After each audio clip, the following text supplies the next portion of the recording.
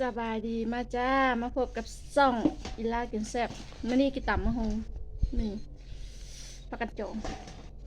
มื้อนี้มีผักหลายๆผักกันจอง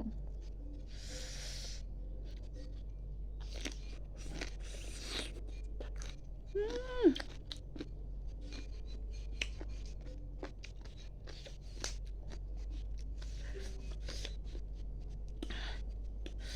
ตำมะฮงแซ่บๆ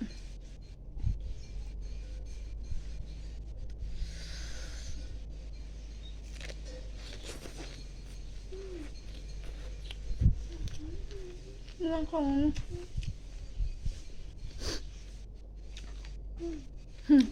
ลูกชาย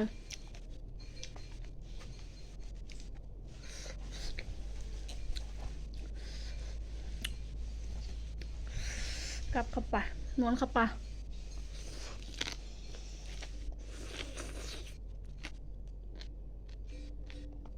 อืม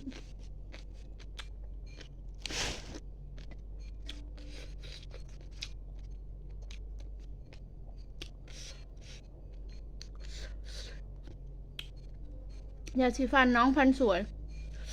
ใช้ดีดับกลินปากเขียวเหลืองเขียวแมงใช้ดีนะ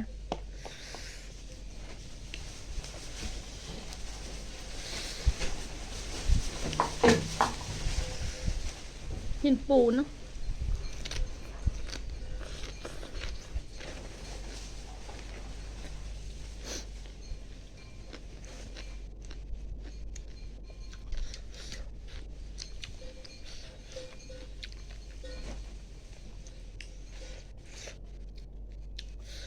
คาดบ่ได้พักกันจอง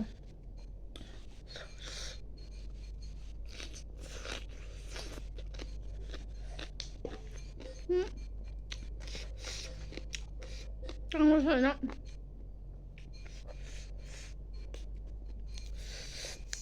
ผู้ใดที่กินปากแห้งๆใช้เนี่ย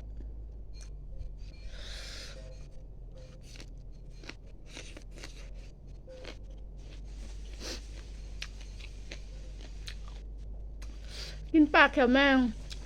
ข้าวเหลืองกินปูนี่เริ่มคุกินปากจะกินตำมะฮุงกินปลาแดกกินน้ำปูสิ แม่กินอะไร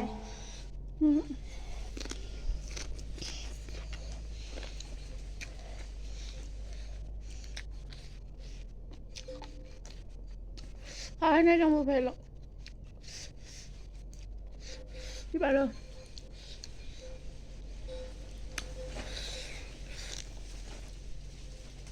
ค่อยกับซ้ายลูกค่อยกับซ้ายแม่ค่อยกับซ้ายเด็กน้อยใส่ได้ผู้ใหญ่ใส่ดี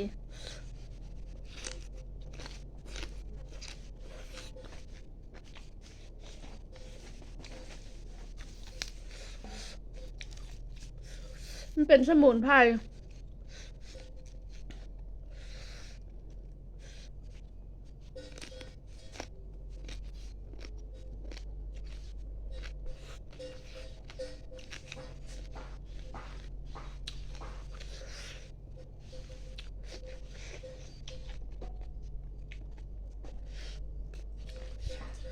ใส่ละปากจะหอมสดชื่นมันเป็นสมุนไพรเนี่ยปากจะเย็นเนาะหอม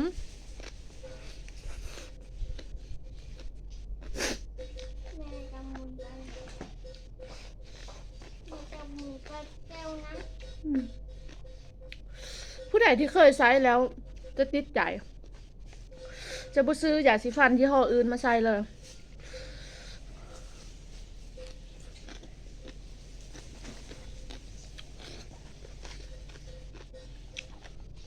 ก็เอาความมัมเอาความมัมความมัมความมัมตัวหลอดโอ้เผ็ดเผ็ดแต่ว่าแซ่บ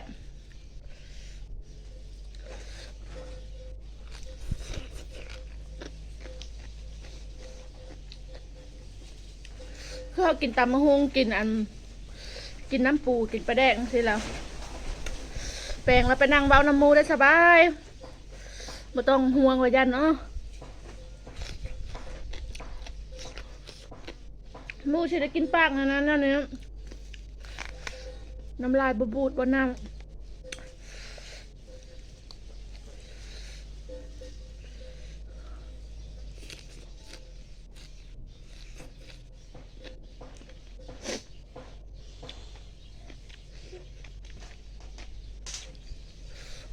เปิดฮับออเดอร์ได้ทุกมื้อเปิดฮับตัวแทนได้เปิดบินเพียงแต่10 กับเท่านั้น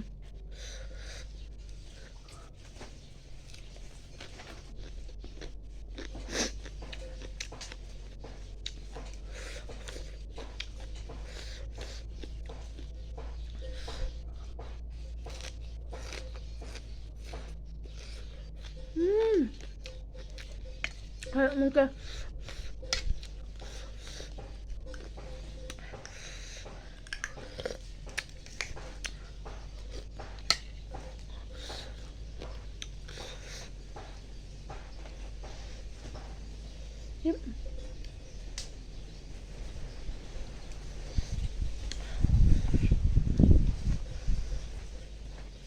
กันจองงามงาม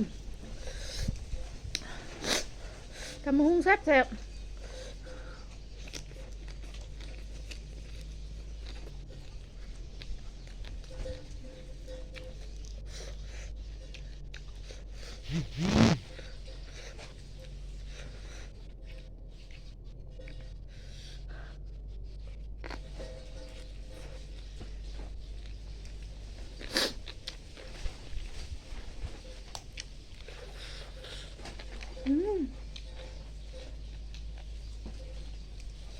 กันจองอ่อนๆ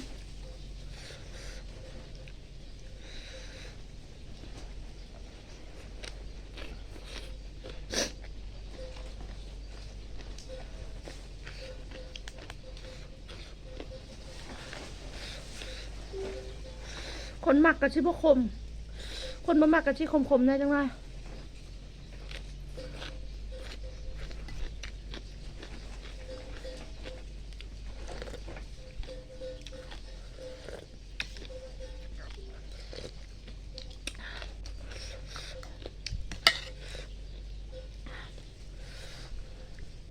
เผ็ดแห้ง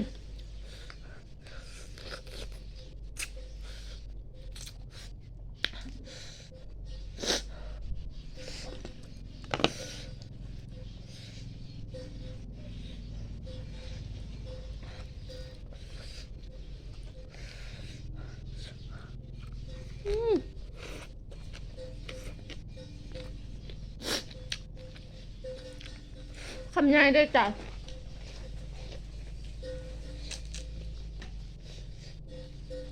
ไม่ได้กินตำหุ้ง2 มื้อคิดยากมื้อเดียวมันไม่ได้กินแต่มื้อวานเนี่ย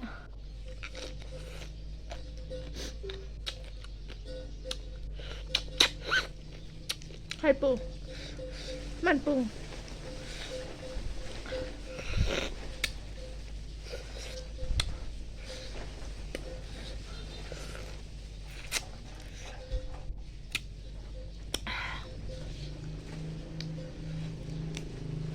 กันจองงาม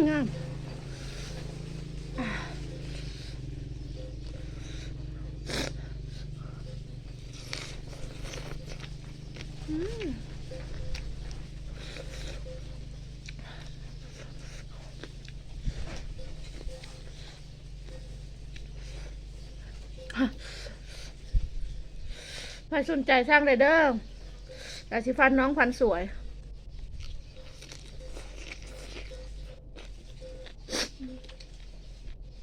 ผู้เฒ่าใช้ได้ผู้น้อยใช้ได้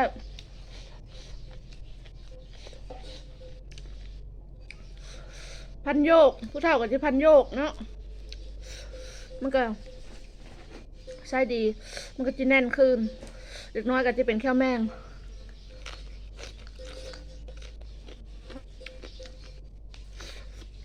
มันก็สิเศร้า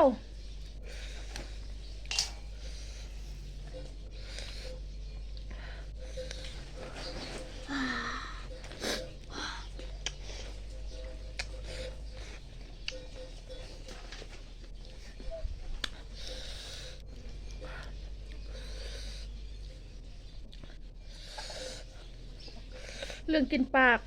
ดีเห็นผลอีหลีเรื่องกินปาก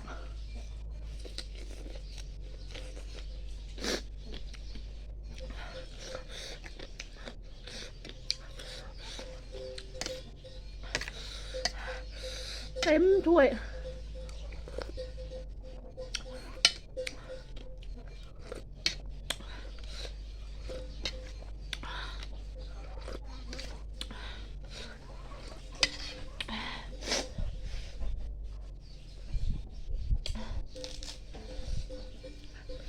ข้าวกับชิเลตเรื่องข้าวดอยังข้าวกลางยังไม่หลายยังน้อยนึง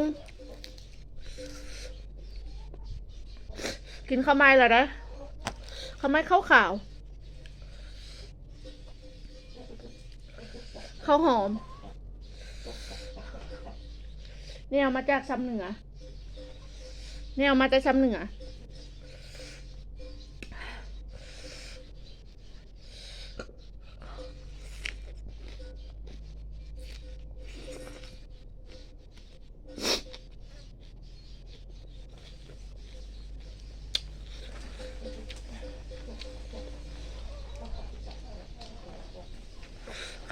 ข้าวอ่อนอ่อน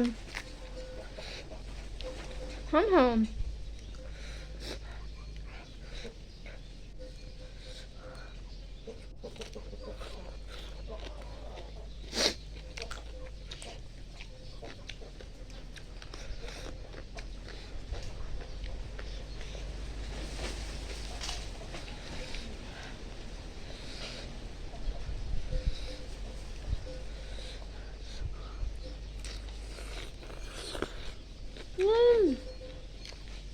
คลิปนี้ก็ฝากไว้ทำนี้เนาะฝากกดไลค์กดแชร์กด Subscribe ให้ช่องใหม่หน่อยเด้ออีลากินแซ่บ